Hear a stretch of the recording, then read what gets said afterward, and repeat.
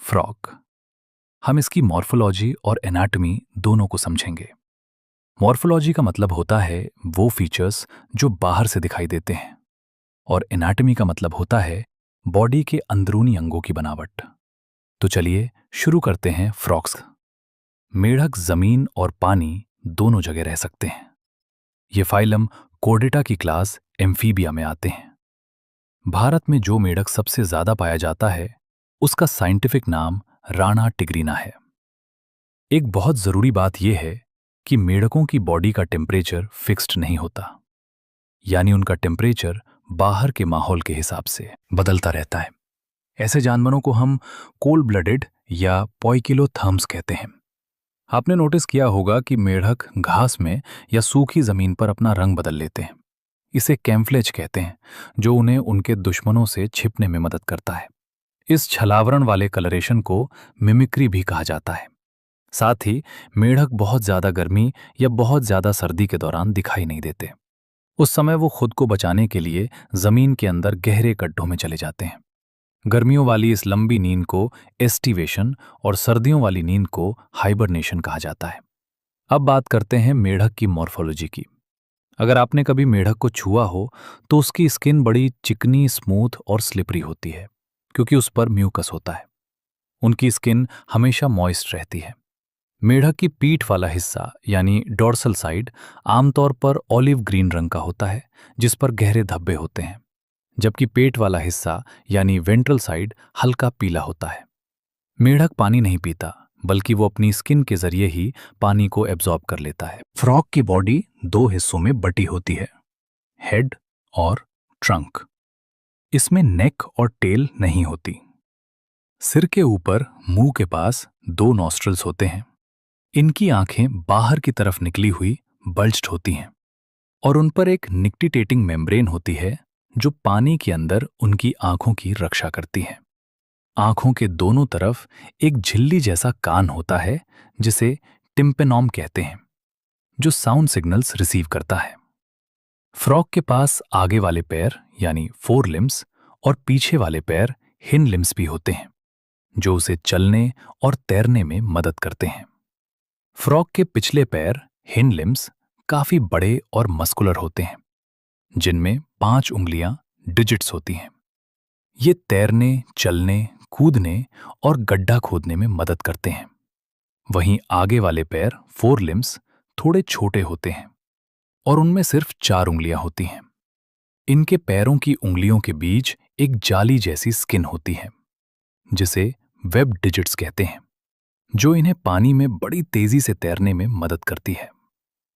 Frogs में sexual dimorphism पाया जाता है, यानी मेल और फीमेल को बाहर से देखकर पहचाना जा सकता है। मेल फ्रॉग के गले के पास आवाज निकालने वाले वोकल सैक्स होते हैं, और उनके आगे वाले पैरों की पहली उंगली पर एक कोप्लेरेटरी पैड होता है, जो फीमेल फ्रॉग में नहीं होता। अब फ्रॉग के शरीर के अंदर चलते हैं। फ्रॉग की बॉडी कैविटी के अंदर कई सारे सिस्टम्स होते हैं, जैसे digestive, circulatory, respiratory, nervous, excretory और रिप्रोडक्टिव सिस्टम। मेढक का डाइजेस्टिव सिस्टम एलिमेंट्री कैनाल और डाइजेस्टिव ग्लैंड से बना होता है। खास बात यह है कि इनकी एलिमेंट्री कैनाल यानी आंत की लंबाई छोटी होती है, क्योंकि फ्रॉग्स कार्निवोर्स होते हैं। खाना मुंह से होता हुआ बक्कल कैविटी में जाता है, फिर फेरिंग्स के रास्ते एक छोटी नली, जिसे ओसोफेगस कहते हैं, उससे होते हुए स्टमक में पहुंचता है। स्टमक आगे जाकर इंटेस्टीन, फिर रेक्टम और आखिर में क्लोआका के जरिए बाहर खुलता है। डाइजेशन में मदद के लिए लीवर से बाइल निकलता है, जो गॉल ब्लैडर में स्टोर रहता है। पेनक्रियाज एक डाइजेस्टिव ग्लैंड है जो पेनक्रियाटिक जूस निकालती है। फ्रॉग अपनी बाइलोबेट टंग से शिकार को पकड़ता है। पेट की दीवारों से निकलने वाला HCl और गैस्ट्रिक जूस खाने को पचाता है। पचा हुआ आधा खाना, जिसे काइम कहते हैं, वो पेट से छोटी आंत के पहले हिस्से डुओडेनम में जाता है। यहाँ कॉमन बाइल डक्ट से बाइल और पेनक्रियाटिक जूस पहुंचते हैं। बाइल फैट को इमल्सिफाई करता है और पेनक्रियाटिक जूस कार्बोहाइड्रेट और प्रोटीन को पचाता है।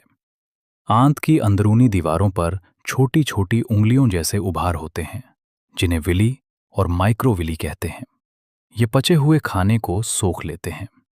बचा हुआ बेकार कचरा रेक्टम से होता हुआ क्लोआका के रास्ते बाहर निकल जाता है। फ्रॉग्स पानी और जमीन दोनों पर सांस ले सकते हैं, लेकिन दोनों के तरीके अलग हैं। पानी में यहाँ स्किन एक रेस्पिरेटरी ऑर्गन की तरह काम करती है, जिसे क्यूटेनियस रेस्पिरेशन कहते हैं।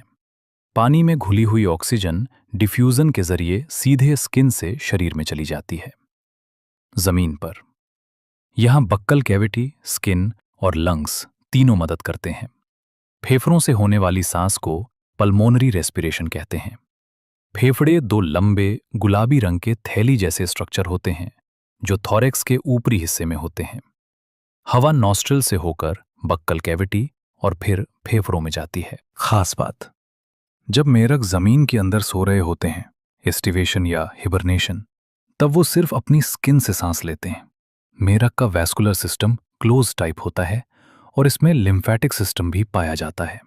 ब्लड वैस्कुलर सिस्टम में दिल, खून की नलियां और खून शामिल हैं। हार्ट, ये एक मस्कुलर स्ट्रक्चर है जो बॉडी कैविटी के ऊपरी हिस्से में होता है। मेढक का दिल 3 चेंबर वाला होता है, 2 एट्रिया और एक वेंट्रिकल। दिल के ऊपर एक सुरक्षा परत होती है जिसे पेरिकार्डियम कहते हैं। सर्कुलेशन, दाहिने एट्रियम से एक तिकोना स्ट्रक्चर जुड़ा होता है जिसे साइनस वेनोसस कहते हैं, जहां वेन्स वीना कैवा से खून आता है। वेंट्रिकल आगे चलकर एक थैली जैसी नली कोनस आर्टेरियोसस में खुलता है। पोर्टल सिस्टम, मेढक में लिवर और आंत के बीच हेपेटिक पोर्टल सिस्टम और किडनी व शरीर के निचले हिस्से के बीच रीनल पोर्टल सिस्टम पाया जाता है। ब्लड, खून में प्लाज्मा और सेल्स होते हैं। सेल्स में आरबीसी, डब्ल्यूबीसी और प्लेटलेट्स होते हैं। फ्रॉग के आरबीसी में न्यूक्लियस होता है और हीमोग्लोबिन की वजह से ये लाल दिखते हैं। लिम्फ में कुछ प्रोटीन्स और आरबीसी नहीं होते। शरीर से नाइट्रोजन वाले कचरे को निकालने के लिए इनके पास एक जोड़ी किडनी, यूरेटर्स, क्लोआका और यूरिनरी ब्लैडर होता है। किडनी गहरे लाल रंग की और सेम के बीज जैसी होती है। हर किडनी में बहुत सारी छोटी नलिकाएं होती हैं जिन्हें नेफ्रॉन्स कहते हैं। मेल फ्रॉग में किडनी से निकलने वाले 2 यूरेटर्स यूरिनोजेनाइटल डक्ट की तरह काम करते हैं, यानी यूरिन और स्पर्म दोनों के लिए एक ही रास्ता होता है और क्लोआका में खुलते हैं।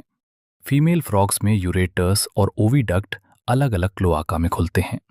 फ्रॉग यूरिया बाहर निकालता है, इसलिए इसे यूरियोटेलिक एनिमल कहते हैं। मेढक के शरीर में सब कुछ सही से चले, इसके लिए उनके पास बहुत ही एडवांस्ड कंट्रोल और कोऑर्डिनेशन सिस्टम होता है। इसमें नर्वस सिस्टम के साथ साथ एंडोक्राइन ग्लैंड्स भी शामिल होती हैं। ये ग्लैंड्स हॉर्मोन्स निकालती हैं जो शरीर के अलग अलग अंगों के बीच तालमेल बिठाते हैं। मेढक में आपको pituitary, thyroid, parathyroid, thymus, pineal body, pancreatic islets, adrenals और गोनैड्स जैसी मुख्य ग्रंथियां मिलेंगी। नर्वस सिस्टम की बात करें तो ये 3 हिस्सों में बटा है।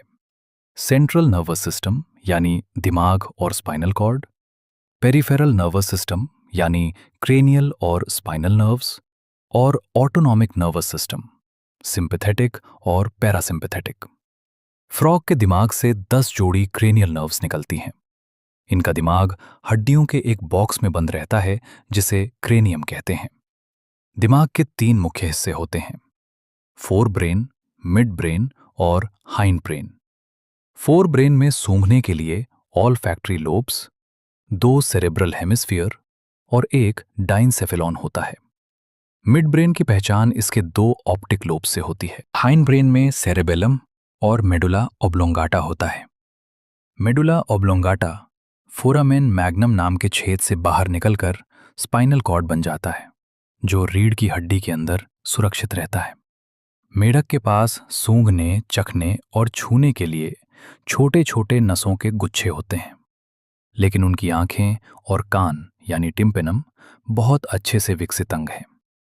आंखें गोल होती हैं और स्कल के गड्ढों में फिट रहती हैं, जबकि कान न सिर्फ सुनने में बल्कि शरीर का बैलेंस बनाने में भी बहुत जरूरी होते हैं।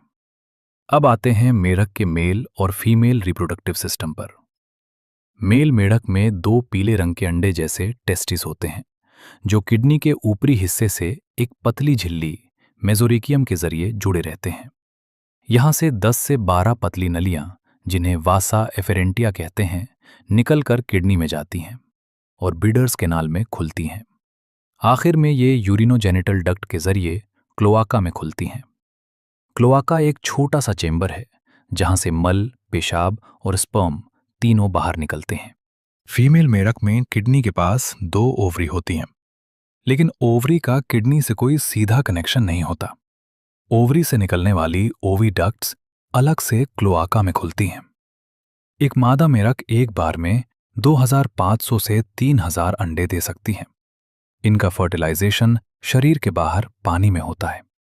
अंडों से टैडपोल निकलता है जो बाद में मेटामॉर्फोसिस के जरिए बड़ा मेढक बन जाता है।